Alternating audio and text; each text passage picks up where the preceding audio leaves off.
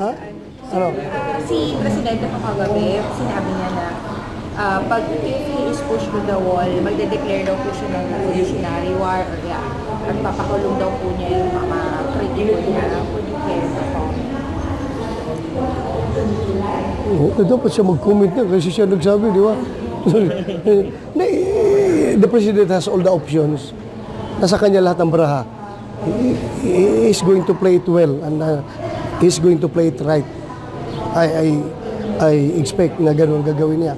So whatever decisions na gawin niya, andito lang kami. Willing to support him. Tingin niyo seryoso siya? Ha? Seryoso siya sa... Kasi he made a similar friend of